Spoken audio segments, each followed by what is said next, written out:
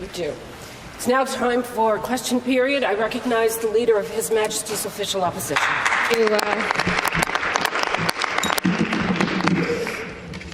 Thank you, Speaker. My question is to the Premier. $111.7 million. That is how much money this Premier spent polishing his image last year. Ontarians are putting groceries back on the shelves, and parents are figuring out how to tell their kids that they can't get that toy for Christmas. Young people are lining up at the food banks in this province, and this Premier spent over $100 million of the people's money to gaslight them before an election. Why is the government spending so much money on looking good rather than doing good? I recognize the President of the Treasury Board. Thank you, Speaker, and I thank the Leader of the Opposition for the question. Government advertising is a very important medium for governments to let the people of Ontario know about the vital programs and services that we deliver on their behalf. Throughout the pandemic, we were letting Ontarians know about new programs and new supports that we were putting in place. But just the routine business of government, Speaker, needs to be communicated. Things like breast cancer screenings, winter driving safety and awareness, and post-secondary grant programs. Speaker, all of our government advertising is reviewed by the Auditor General under rules that were brought in by the previous Liberal government. Speaker, we are going to continue to let Ontarians know about the valuable programs and services. During this critical time when we're in an unjust tariff war with the United States, we're telling the story of Ontario both domestically and abroad. It's our responsibility to do that, Speaker, and we're going to continue to keep on doing it. Back to the Leader of the Opposition. A disappointing response, Speaker. The auditor was clear that by any measure, really, this government's advertising in that period is partisan. And that kind of gaslighting is unfortunately what we have come to expect from this government. The Premier promised to stop governments from spending taxpayer dollars on partisan ads when it was the Liberal government in power doing the same thing, and we remember. Now, here they are spending more than any government in history on these ads. Why does the Premier always have one set of rules for himself and a different set of rules for everybody else? President of the Treasury Board. Thank you, Speaker. Well, as I said, the Auditor General reviews all of government advertising. We've received 8 clean audit opinions from the Auditor General, which was something the previous Liberal government didn't do. But I think, Speaker, we all agree in this House that we're at a critical juncture in our country's history. Our greatest friend has unleashed an unjust tariff war on our country, and we have to do everything we can to stand up for Ontarians, to stand up for Ontario businesses, to stand up for Ontario jobs. That is what our Premier is doing. That's what our Minister of Economic Development, Job Creation and Trade is doing by letting people, both across Canada but also internationally, let people know that this is the best place to live, to work, and to have a job. And we're going to continue to tell the story of Ontario.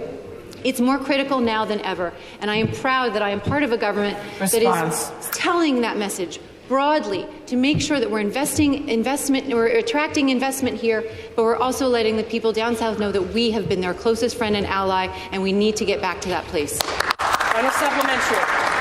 Speaker, this Premier used to be a fierce opponent of the government gravy train. Remember that?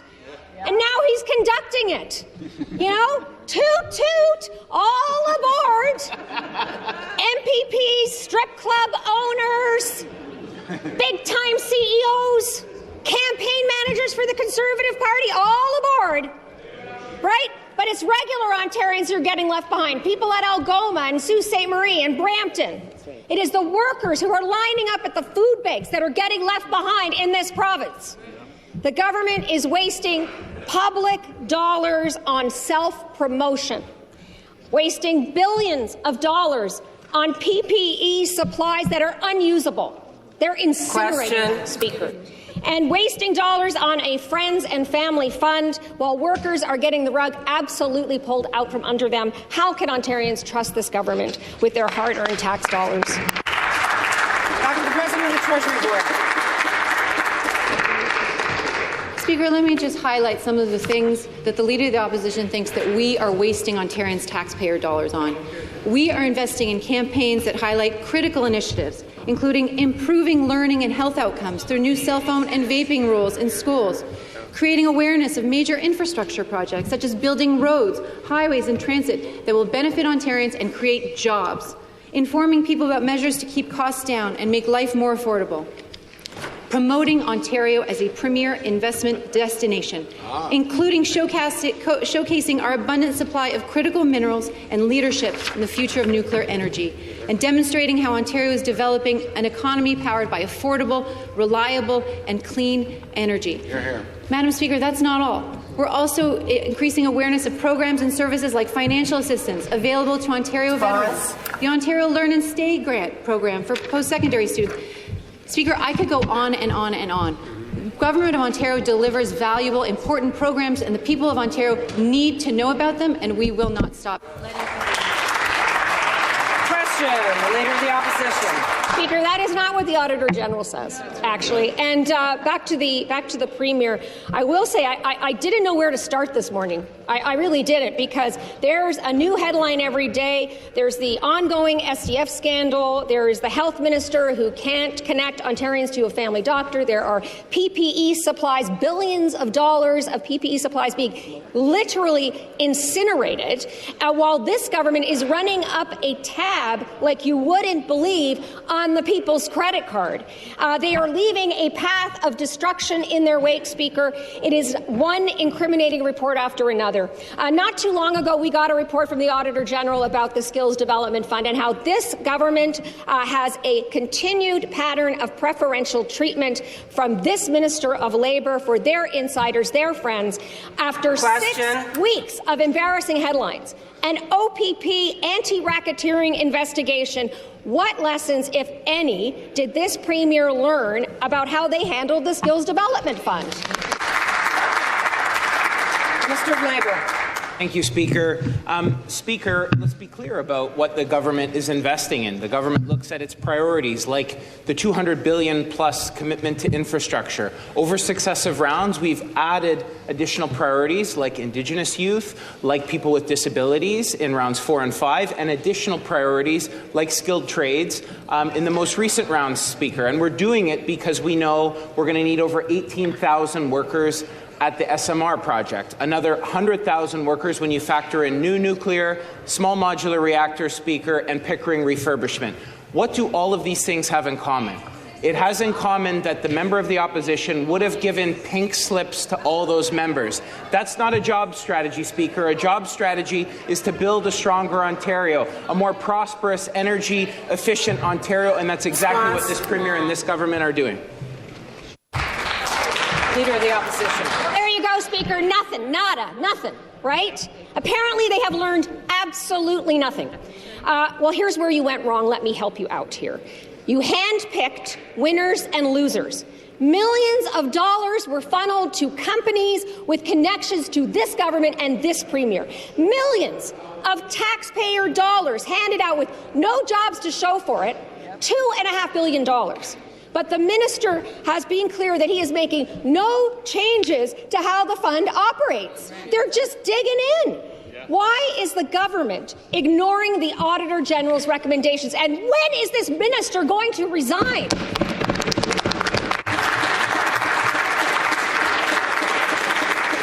Minister of Labour. Speaker, respect the member opposite and let me set the record straight. Incorrect, Speaker. We are accepting all of the Auditor General's recommendations and are actually in the process of implementing it, had she listened to officials at Public Accounts, Speaker.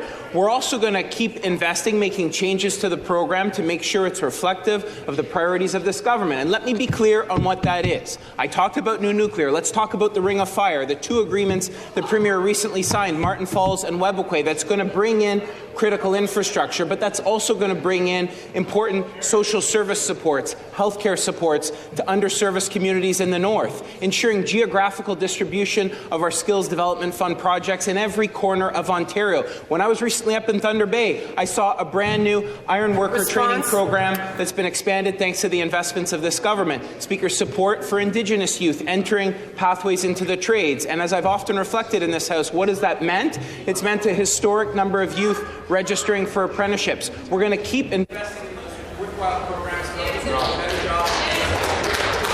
On a supplementary. Speaker, this is not his personal piggy bank. You know?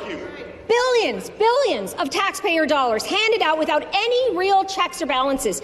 Every single dollar that went to your friends, to your favorite nightclub owner, to your family dentist, to your campaign managers was a dollar that did not go toward training the very workers we need to build in this province. Protect Ontario. Give me a break. We need to protect Ontario from your backroom deals. So back to the Premier. When are you going to fire this minister and get Ontario back on track?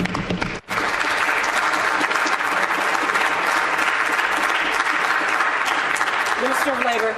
Let's talk about what actually happens with the program. Monthly reporting, visits by officials to see the training that's happening, organizational capacity review and an assessment of the partnerships, reputation, public presence review, financial budget requirements, a holdback on funding to make sure the project is doing exactly what it says it does. And by the way, the Auditor General spoke to the strength of the KPIs of this program. 100,000 people employed within 60 days or less in this program, Speaker. That's what it's all about. Risk and compliance checks, risk assessment process checks. Speaker, we'll continue making improvements. We welcome the recommendations of the Auditor General, and we're going to keep working to ensure that the under and unemployed have pathways to meaningful employment. Question, the Leader of the Third Party. Thank you very much, Speaker. And, yesterday's AG report, if I wanted to describe it in one word, I'd say waste. And at the top of that list is Supply Ontario. They literally took $1.4 billion, put it in a pile, and set it on fire. Literally set it on fire. And that $1.4 billion, that's a lot of money, folks. Maybe it isn't to you. But, our hospitals are asking for $1 billion because they don't have enough money. They're being starved. So my question to the Premier is, why did he light $1.4 billion on fire instead of spending that money in our hospitals? Minister of Public and Business, Service Delivery and Procurement. Thank you very much, Speaker. And first, let me thank the Auditor General for the report that she brought out.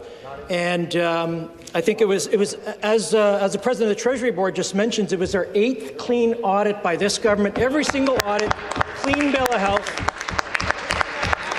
Unfortunately, the same can't be said for when we took office in the previous Liberal government with the Auditor General's reports on their particular audits.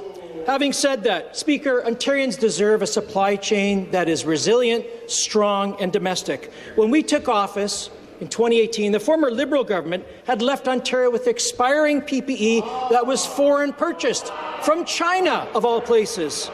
Speaker, we acted swiftly to fix this mess and start building a domestic supply chain where we create jobs and are protecting the people of Ontario.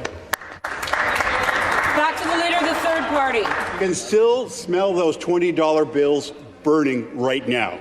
And I'll try to put this in language that the Premier would understand. So this would be like taking 89 or 135 football fields, 135 American, 89 Canadian, lining it with $20 bills and lighting it on fire. It would be the CN Tower 14 times. That's how much money you burned. But think of what that $1.4 billion could have done for our schools. It could have made class sizes smaller, which the minister doesn't think is important. It could have helped kids with special education needs who aren't getting the help that they need.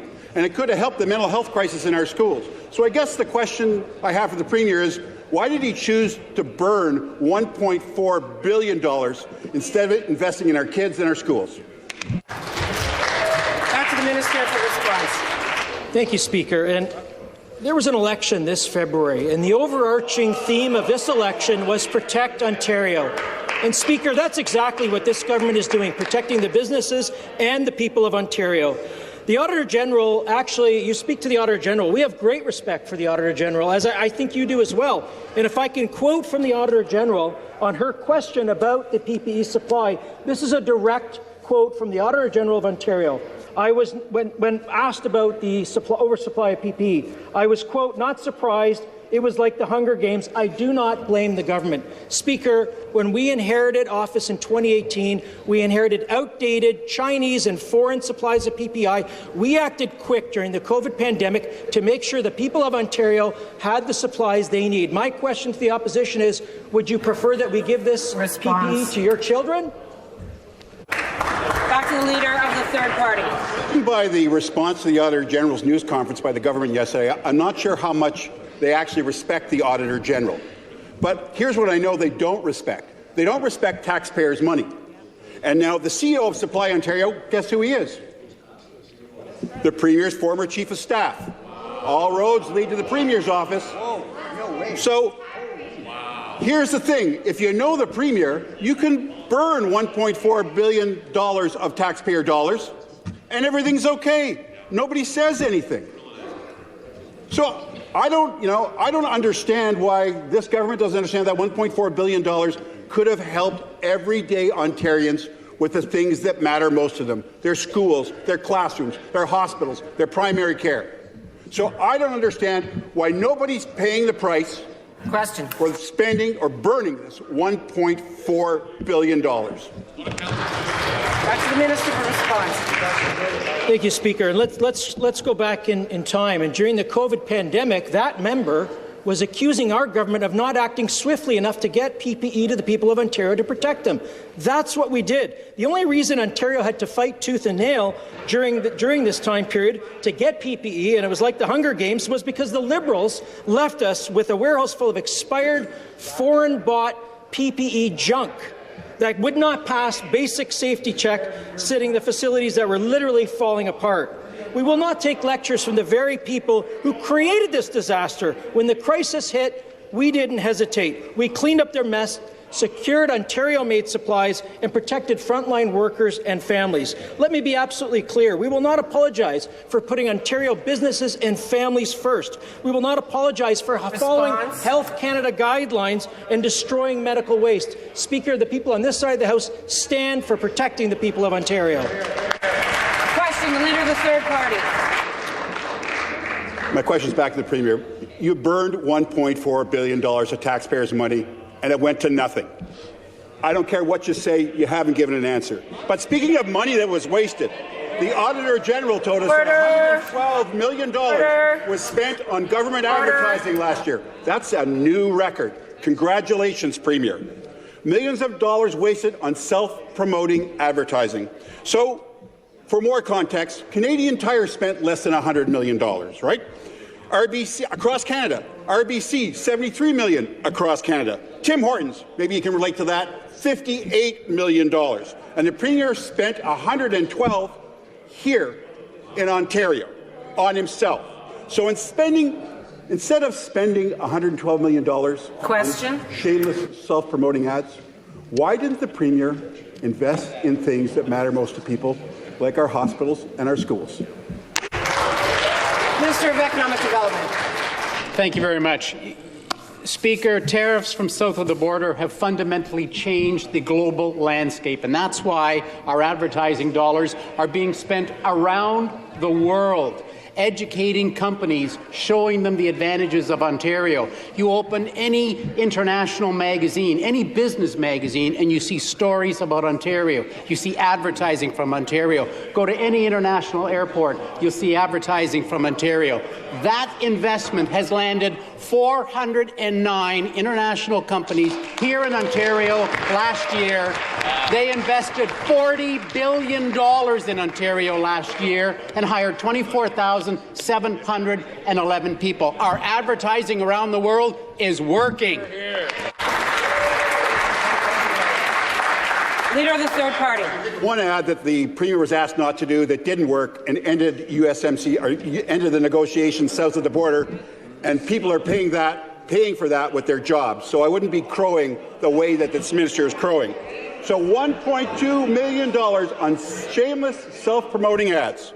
700,000 people out of work. Kids can't get the help they need in schools. People can't find a family doctor. The cost of living is going through the roof. People are just struggling to get by, and this government thinks it's just okay to waste a ton of money on stuff to try to make them look good. $112 million. Think about what that could have done. There's no excuse. So how does the Premier explain spending $112 million on himself instead of investing in the things that matter most to Ontarians? Minister of Economic Development. You know, Speaker, I'm going to let you in on a secret, and I'm sure I'm going to catch heck for it after. But this is a $1 billion week in Ontario. On Monday, we were in Ottawa announcing a several $100 million investment from a U.S. firm. Yesterday, along with the Minister of Colleges and Universities, we were in Morrisburg announcing the successful trip to Japan, where they invested $24 million in Morrisburg on a new plant. Today, the Minister of Energy and Mines and I will be in Hamilton to announce hundreds of million-dollar investment. Thursday, the Premier and I will be in another city announcing yet another multi-hundred million. And we'll end up announcing on Friday a company from Sweden that we attracted here. Speaker, 409 international companies landed here, invested $40 billion, and put 24,711 people to work. Leader of the third party. Well, that's a pretty cold answer to the 1,000 people in Sault Ste. Marie who don't have a job now. So, $112 million last year, a new record. And I guess the question is this year, I think they're going to set another record. Just take a look at those Ring of Fire ads. You know those ads that are supposed to protect Ontarian, but don't protect one job?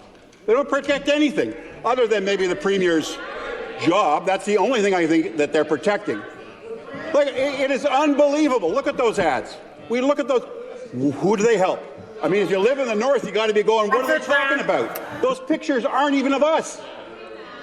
How can the Premier justify spending so much money, $112 million, on shameless self-promotion, ads that only benefit him, instead of investing in those things that matter most to Ontarians? President of the Treasury Board.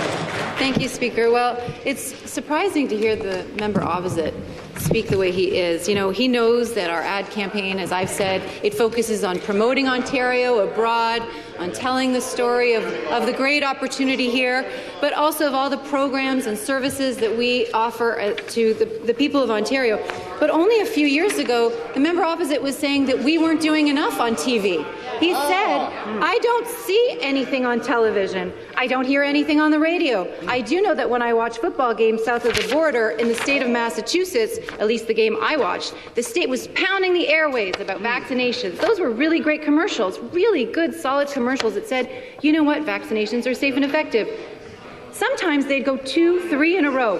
That's the way advertising works. I think the government side would know that, especially with sporting events, because I did watch the advertising during the campaign on hockey and baseball games. Leader of the third party will where come their to order. political ads appear. But, Speaker, what the member opposite is saying today is now he's decided that he doesn't think there's anything worth advertising for in Ontario, where we know we have a great story to tell, and we're going to continue. Recognize the member for Ottawa West Nepean. The Minister of Education finally released the EQAO scores, and it's clear why the minister was hiding them, Speaker. The impact of the government's $6.8 billion in funding cuts is clear.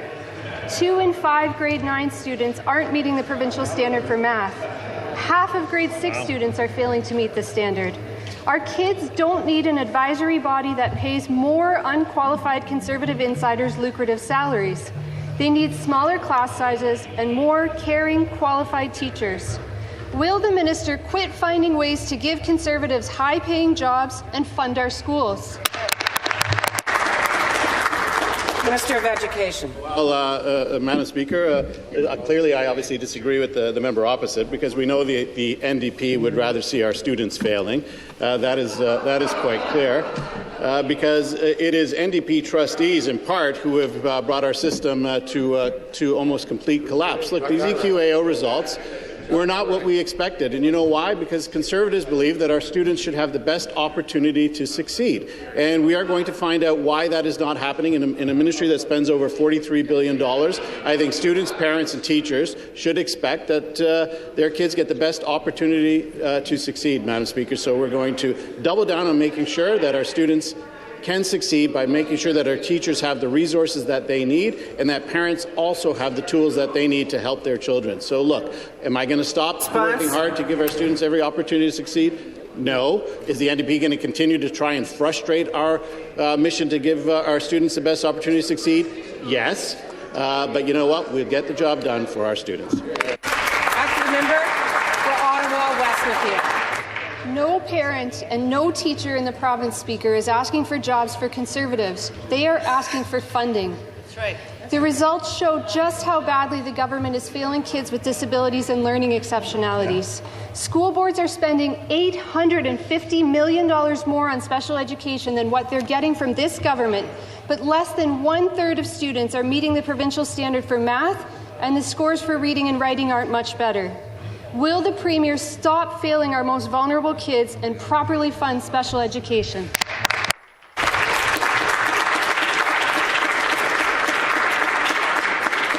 Minister of Education.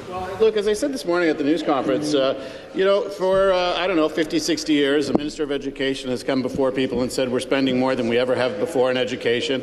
The unions and the NDP have said, oh, you're not spending enough, and I think that parents just simply don't care about that messaging. What they care about is, how are my kids doing? Are they getting the tools that they need to succeed? So what I'm going to do and continue to do is building on the work that was done by the previous ministers, a back-to-basics approach, which has seen some very good results with respect to standardized testing in literacy, frankly. We've seen some good results. We need some more help on math. But look, recently, just a couple of days ago, I took over another school board, the Near North District School Board, using the tools under Bill 33. Now, the opposition voted against Bill 33. They said it would end democracy across the province of Ontario. But you know who supported me taking over the Near North District School Board? Was the Leader of the Opposition, who said it was the right thing to do. That explains to me why, when it was time to stand up, as opposed to doing what the rest of her party did, voting against it, she got kicked out of this place fictitiously and took her time to get out of here because she didn't want to be on the record as voting against what parents like.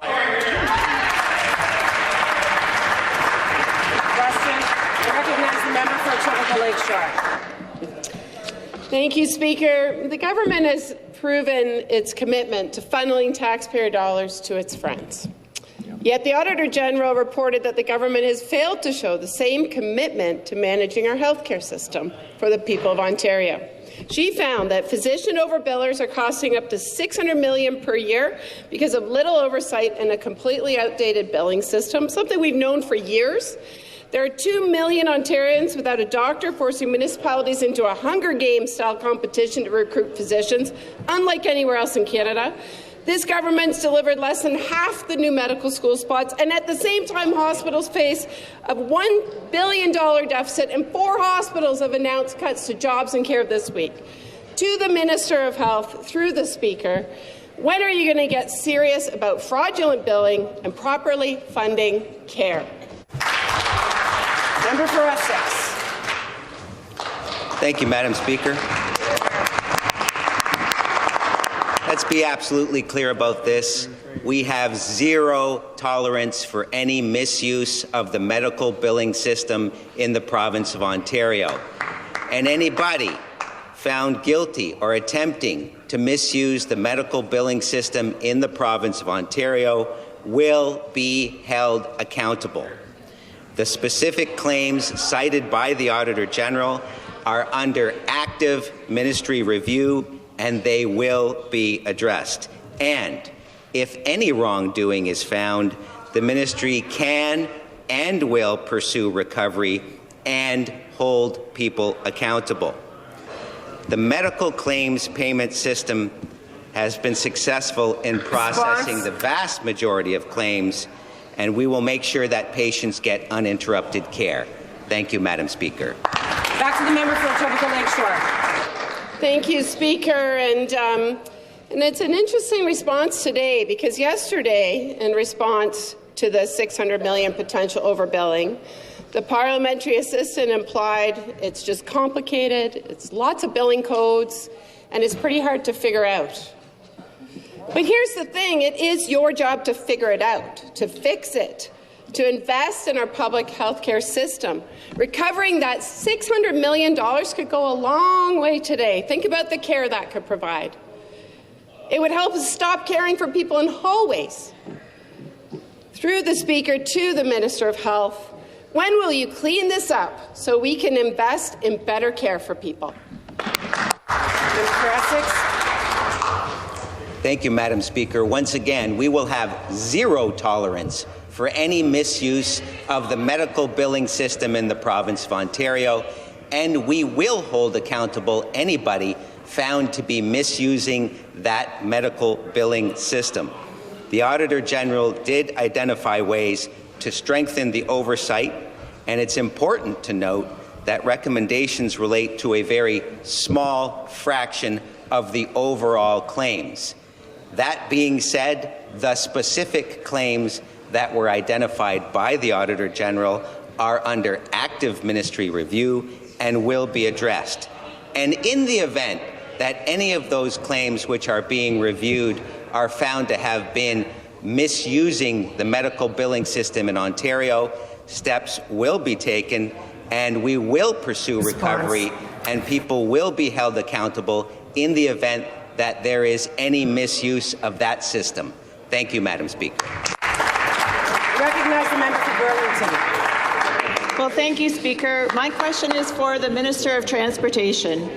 Speaker, every day, families, businesses across Burlington depend on reliable connections into Toronto and the wider GTA, whether it's for commuting, transporting goods, or supporting local employers. Efficient travel along our major corridors, including the Gardiner Expressway, is essential. But, Speaker, for years the Liberals ignored these realities. They watched congestion get worse while key infrastructure aged. And instead of proposing solutions, the NDP went so far as to push for tearing the Gardiner down, or even burdening drivers with new tolls.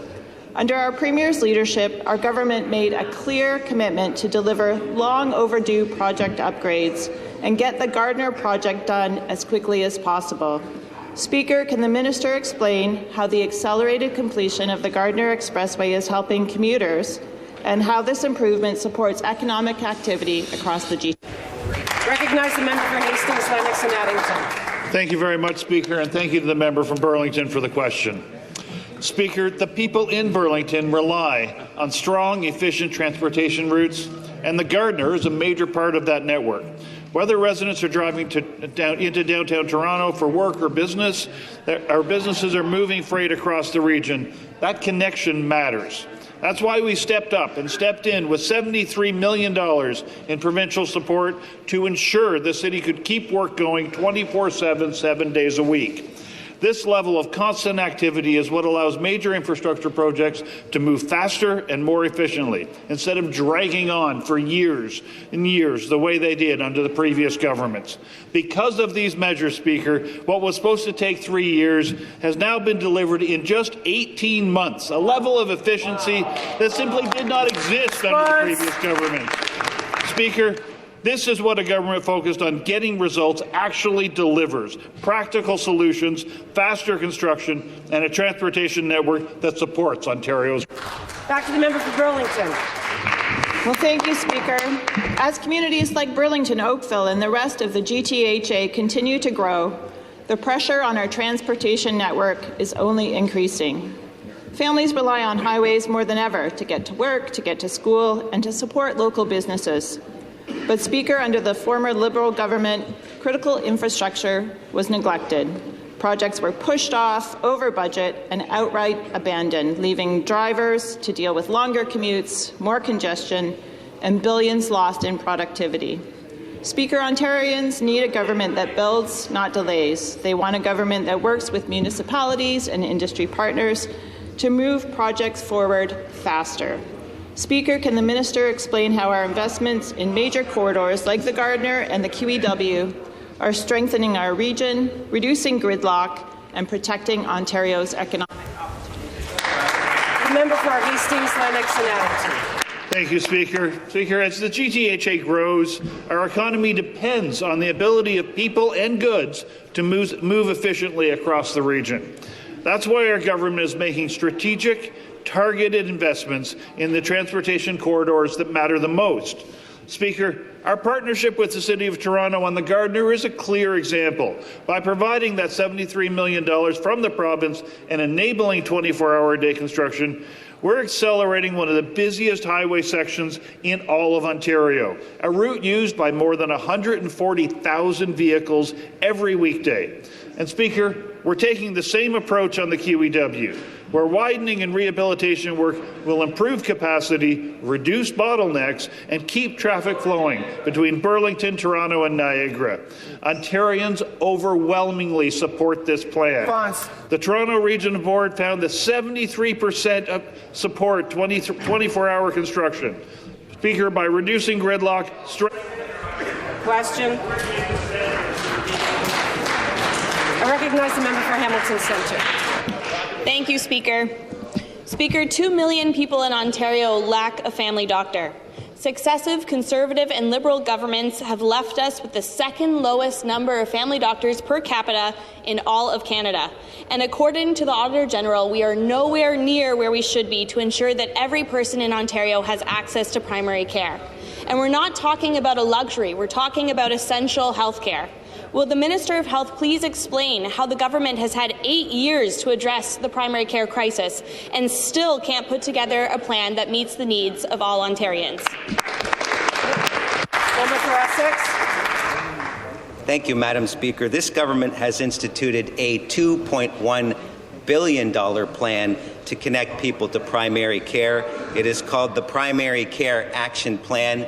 And let me give the House a few examples of the progress that we are making in connecting thousands of people to primary care in the province of Ontario. For example, the Vaughan Community Health Centre received $2.6 million to connect approximately 6,000 people to primary care, and the Mississauga Integrated Care Centre has received approximately $5 million to connect over 12,000 people to primary care. That is part of our plan, Madam Speaker. We are connecting people to primary care across the province of Ontario through our interprofessional primary care team expansion. Thank you, Madam Speaker. Member for Hamilton Centre. Thank you, Madam Speaker. You know, when asked about the number of people who have been connected to primary care, it seems the Minister of Health has caught a case of bad math, because she said that 60% of people who need a family doctor had been connected, but she added an extra 0. Because 60% of people refers to the number of people on the Healthcare Connect wait list who've been connected, but that's only 10% of people who actually need a family doctor. So the correct number is actually 6%. Only 6% in need of a family doctor have even been referred to one in the past year. And each day we hear of more and more family doctors retiring or leaving the profession because this government hasn't invested in recruitment and retention. So to the Minister, a 6% success rate isn't a reassuring number. Why should the people of Ontario believe you when you say you're going to attach someone to a family doctor by 2029 when you're already falling way too short?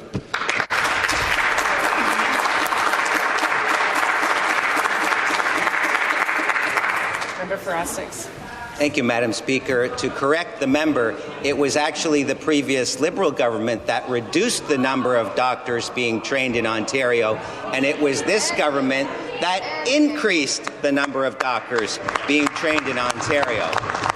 And since taking office in 2018, the number of family law practitioners or family doctors in the province of Ontario has actually increased by over 14%.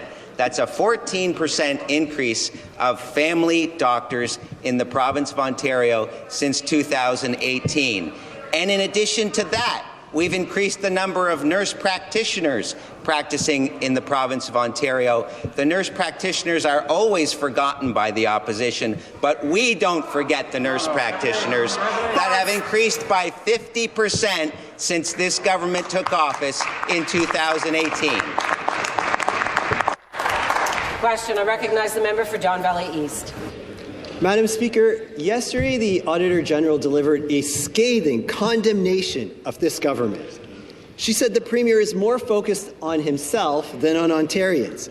She pulled back the cover on the empty promises that the Premier has been trumpeting, amplified by self-promotional ads to the tune of $112 million. Wow.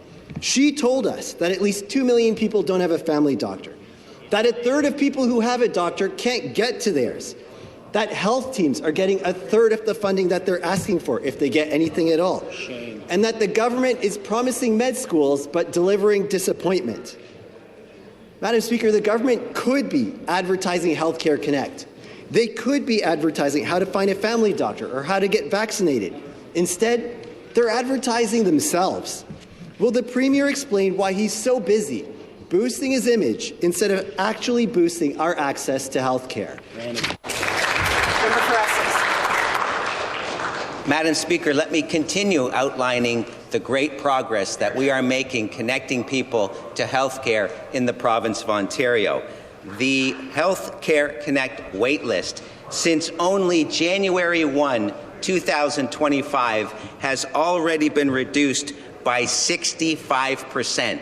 That's 65% reduction just since January the 1st, 2025.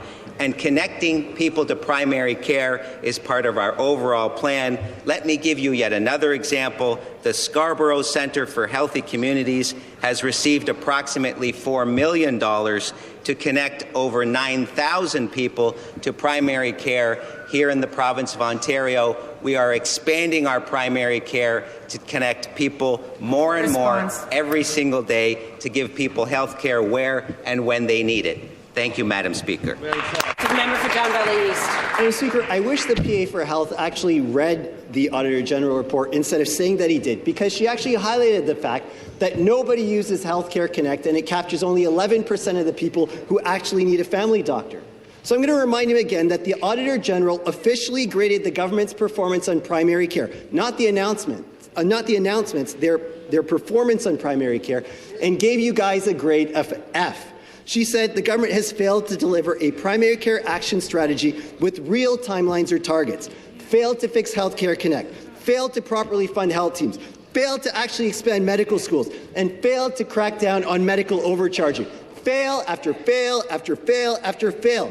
Unsurprisingly, their performance is down, but their budget is up, their ad budget, $112 million in self-promotional advertising. Question. Madam Speaker, can the Premier explain why he's more preoccupied with self-serving ads when he should be preoccupied with delivering primary care for everyone?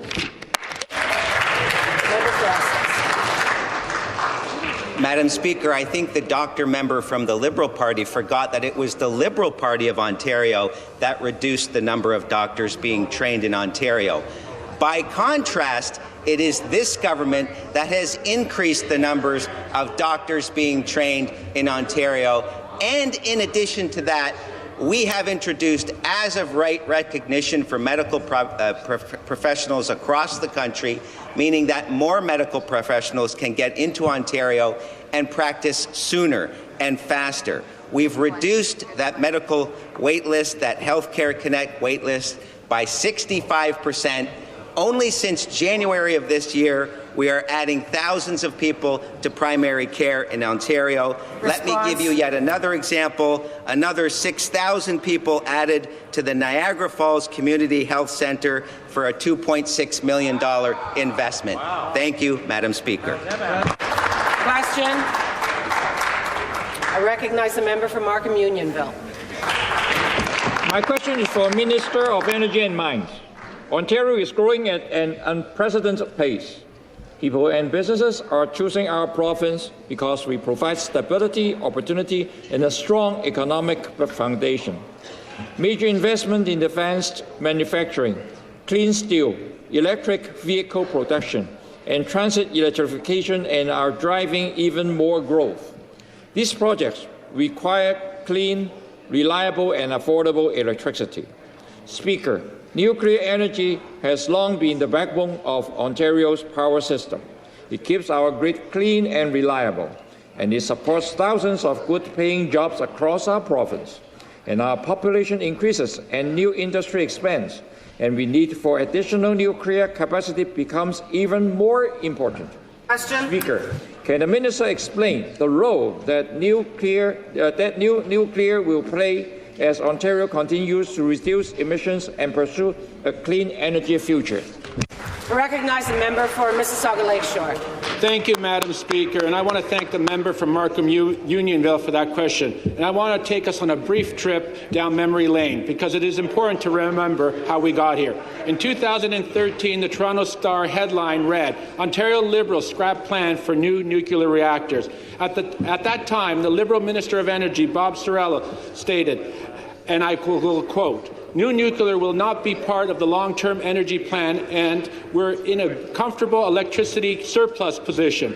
Fast forward to 2016, the Liberals announced that their intention to shut down the Pickering nuclear station. Now, just last week, under the leadership of the Premier and our government, made a truly historic announcement. We're moving forward with refurbishing of the Pickering nuclear generation station, securing power for 2.2 million homes, over 30,000 high-quality skilled jobs, and 50 more years of clean, reliable, affordable energy. When it comes to powering Ontario's future, nuclear energy is just part of our plan. It is the plan. Back to the member from Markham Unionville. Thank you to the parliamentary assistants for the important update. Speaker, the refurbishment of the Pickering nuclear generating station is not just an energy project. It is a major economic engine for Ontario. This project creates thousands of good-paying jobs. It supports local businesses and strengthens communities. Speaker, Ontario is not waiting. We are leading. Countries around the globe are looking for our province for our expertise, our workforce, and our technology. The decisions we made today will ensure we will remain a global leader in clean energy tomorrow. Speaker, can the parliamentary assistants explain how our investments in nuclear power are helping Ontario assert leadership at home and on the global stage? Back to the member from Mississauga Lakeshore.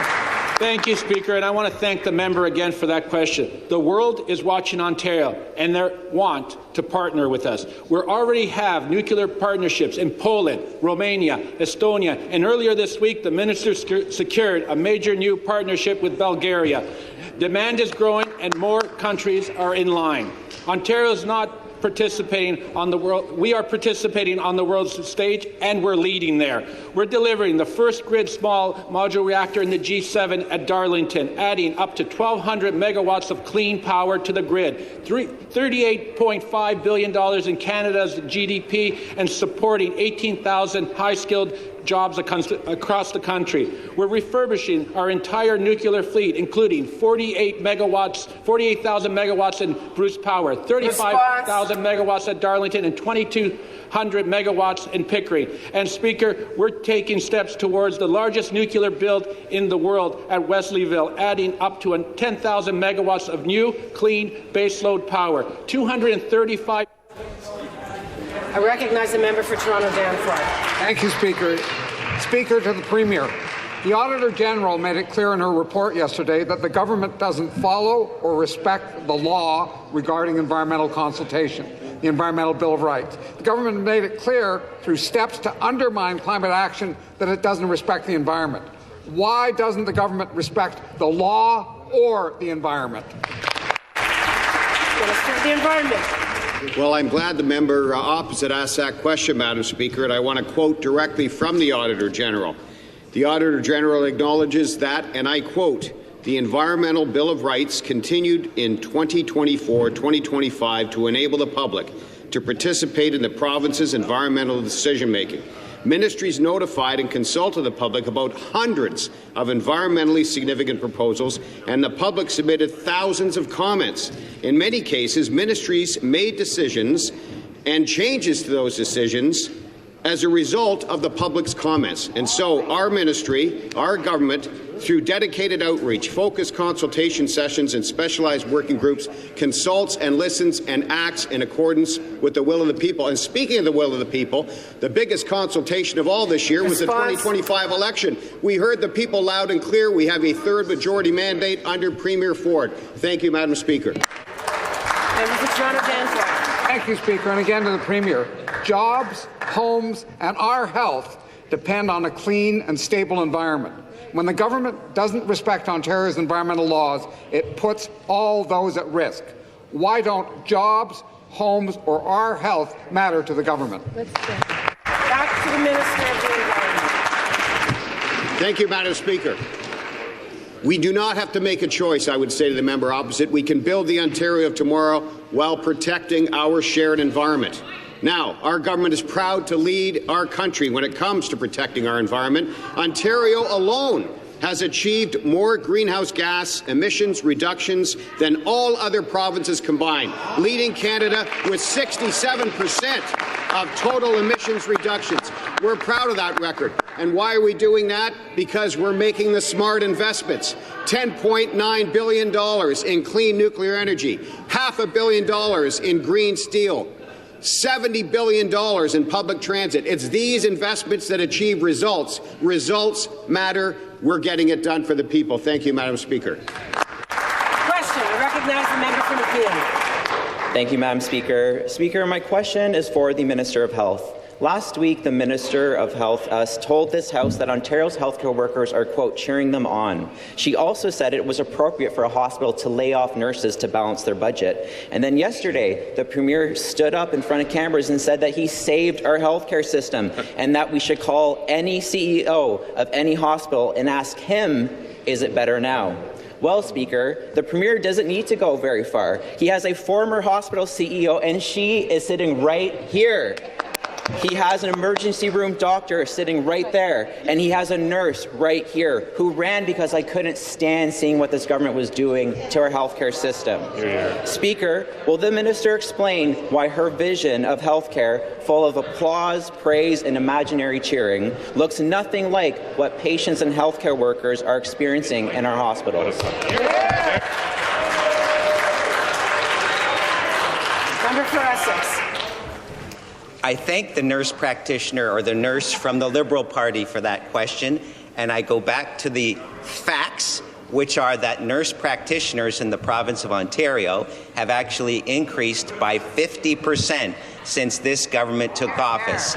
And the reason why we've increased the number of practicing nurse practitioners in the province of Ontario is because we didn't do what the Liberal Party did. We didn't balance the budget on the backs of people who needed health care. What we did is we increased the health care budget from $62 billion in 2018 to over $90 billion today, which is a 50% increase, which allowed us to put those nurse practitioners to work, bringing health care to the people of the province of Ontario where and when they need it, because we are expanding access to primary care, because we know that people value primary care through our publicly funded health care system, and that is what we are dedicated to. Thank you, Madam. Back to the member for Nepean. Thank you, Speaker. I encourage that member to take his time sitting down because after all that spinning, you can get very dizzy. So this holiday season, I will be working shifts as a nurse. And I invite the health minister to join me for a few hours so she can finally see the reality of what is going on in hospitals. And I'm talking about hospitals. I'll be honest, though, I wouldn't expect much cheering there because ER wait times are at historic highs, if they're even open. Family doctors are closing their doors. Urgent care walk-in clinics are closed by 10 a.m. And nurses and healthcare workers are leaving faster than hospitals can hire them. So, Madam Speaker, instead of telling us that people are cheering for her, will the Minister of Health touch grass and commit today to the Ontario Liberal Party plan to provide an additional $1 billion to our hospitals to make them whole? Hear, hear. Member for Essex. Madam Speaker, I note that the MPP first made light of this government's financial investments in the healthcare system and then ended his question by asking for more money. We've increased the budget for the healthcare system in Ontario by 50% since this government took office. The number of family doctors practicing in Ontario has increased by 14% since this government took office. The number of nurse practitioners in Ontario has increased by 50% since this government took office, because we, unlike the Liberal Party of Ontario, made the investments necessary for family doctors to practice in Ontario, for nurse practitioners to practice in Ontario. The nurse practitioners that are routinely ignored by both the Liberal Party and the NDP. We believe in delivering primary care, and we will continue to do so. Question. I recognize the member for Mississauga-Malton. Thank you, Madam Speaker. My question is to the Minister of Transportation. For our seniors, our parents, the people who cared for us, it is time for us to care for them. Seniors like Pyara Pannu, Paramjit Kalo, and many more in my riding rely on public transit for their day-to-day activities, whether they are going to visit family or on their way to healthcare appointment. Many seniors rely on MyWay and TTC to get where they need to go. Speaker, can the Minister tell us about the One Fare program, the positive impact it has made in their lives? Instead of paying double fares, now they only pay one fare. So the question again, the Minister, please outline what steps our government is taking to keep costs down for people who cared for us and making it easier for them. I recognize the Minister of Transportation. Thank you very much, Madam Speaker, and thank you to the member for that question. Whether it's seniors, students, or others who use public transit across the province, it's all been about making life more affordable. And that's why 2 years ago we launched the One Fare program. And Madam Speaker, this program saves commuters $1,600 every single year. That senior, Madam Speaker, that will then get onto a MyWay bus trying to get to downtown Toronto that might need to use the GO train or the TTC will only pay one fare, Madam Speaker. And those, especially those on fixed incomes, this makes a huge difference. And as I said, $1,600 a year, Madam Speaker. That is what this program focuses on. This program makes transit more accessible for people across the province, especially for those seniors in Mississauga and across the province. We're going to continue to deliver this world-class public transit system that we're investing $70 billion over the next 10 years. Back to the member for Mississauga-Malton. Thank you, Speaker, and thank you to the Minister for that response. And I heard the word students. As a father of two children, and my daughter is actually in the university, she regularly uses the public transit whenever she's here in Mississauga. And she tells me all the time, the One Fare program helps them save money. Speaker, that's why it is frustrating to see the NDP and the Liberals, while we heard them talk about the students, but these are the people, the same people voted against this program. Our government will continue to make transit more affordable and convenient so that the hardworking Ontarians can keep more money in their pocket. Speaker, can the Minister please explain to the House the benefits of One Fare and how this extension will make it even easier for our students? Back to the Minister of Transportation. Thank you very much, Madam Speaker. 62 million free transfers. That is what the One Fare program has enabled to date. 62 million.